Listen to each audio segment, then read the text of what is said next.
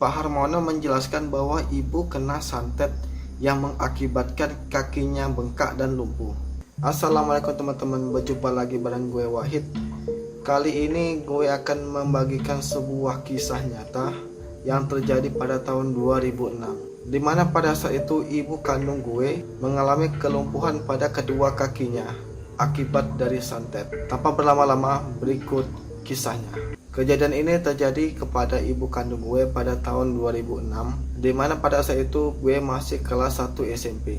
Sebetulnya keadaan keluarga kami bisa dibilang sederhana, namun masih ada orang-orang yang tidak suka dengan keluarga kami, yang sampai hati menyantet ibu kandung gue hingga lumpuh dan kakinya bengkak, yang berlangsung cukup lama. Menurut cerita ibu, kejadian ini dimulai ketika dia menyapu halaman di samping rumah. Nah, di sekitar rumah gue itu ada 2 pohon mangga yang setiap hari disapu oleh ibu dan langsung dibakar oleh beliau. Namun pada hari itu ada hal yang tidak biasa. Dia menemukan sebuah bungkusan yang berisi uang berjumlah Rp3.000, namun dalam bentuk kertas, dan di dalamnya ada batu akik dan dililit oleh benang yang berwarna merah dan putih. Merasa aneh, kemudian benda itu disimpan ibu di atas ventilasi di atas pintu. Karena tidak memiliki firasat yang buruk atas penemuan ini, kemudian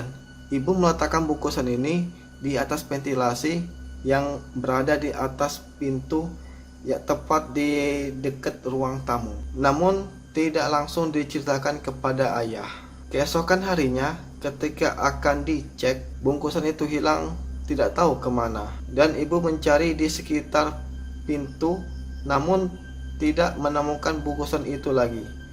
Ya, bisa dibilang raib secara tiba-tiba. Nah, dari sini mulailah kejadian-kejadian yang aneh yang menimpa ibu, yang pada awalnya kesehatan ibu ini baik-baik saja.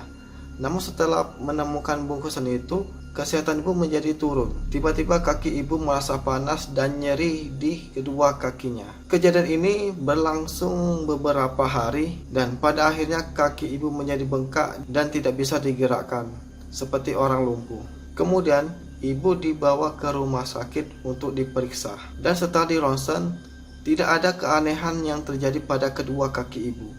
Namun di sini kaki ibu masih bengkak dan tidak dapat digerakkan. Akhirnya tidak ada gejala-gejala yang lain. Akhirnya ibu dibawa pulang kembali ke rumah, karena di rumah sakit tidak mendapat petunjuk apapun mengenai penyakit ini. Dan dari sini keluarga kami mencoba untuk melakukan pengobatan alternatif. Kemudian ibu dibawa ke pengobatan alternatif yang dibilang bisa mengobati penyakit ibu. Namun setelah berobat beberapa kali, kaki ibu tidak kunjung membaik dan kakinya masih lumpuh. Kemudian pengobatan dilanjutkan kembali ke tempat lain, namun pada akhirnya tidak membuahkan hasil yang dapat mengobati kaki ibu. Selama berbulan-bulan, ibu hanya berbaring di kasur dan tidak bisa berbuat apa-apa karena kondisi kakinya yang bengkak dan tidak dapat digerakkan. Kemudian ayah mendapat kabar bahwa ada seseorang yang dapat mengobati penyakit ibu ini. Tanpa banyak pertimbangan, kemudian ibu dibawa ke seseorang ini.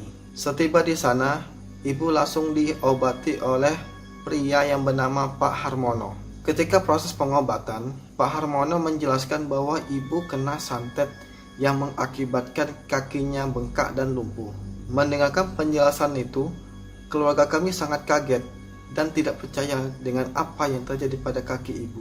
Dan kemudian ibu menjelaskan atau menceritakan perihal penemuan bungkusan yang sebelumnya dia temukan di samping rumah, yaitu uang yang berjumlah 3.000 yang di dalamnya ada batu akik dan dililit oleh benang berwarna merah dan putih.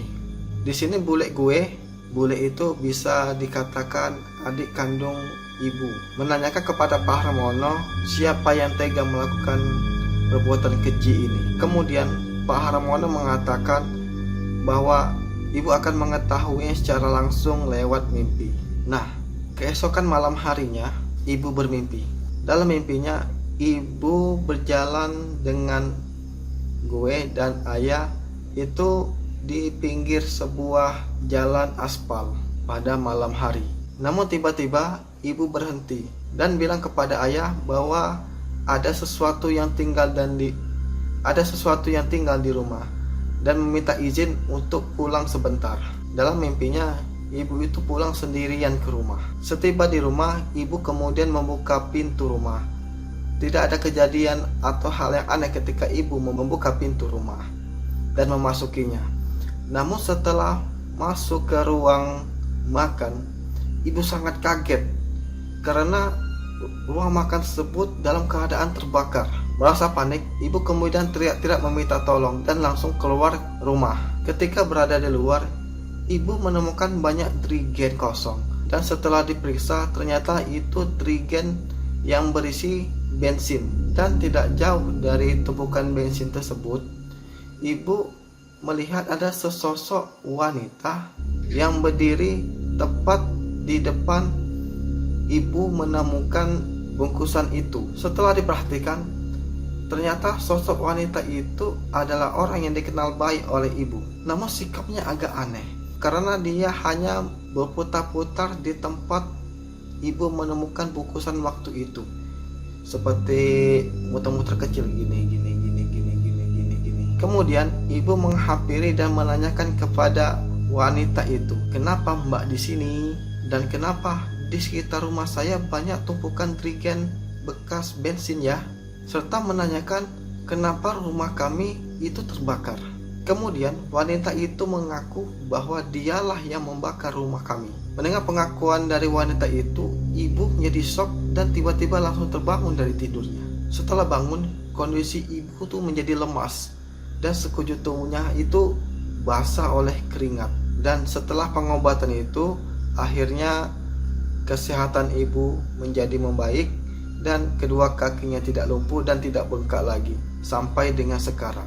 Sebenarnya di sini ibu tidak merasa yakin bahwa sosok wanita itu yang telah menyakitinya, karena wanita itu bisa dibilang cukup baik dengan keluarga kami.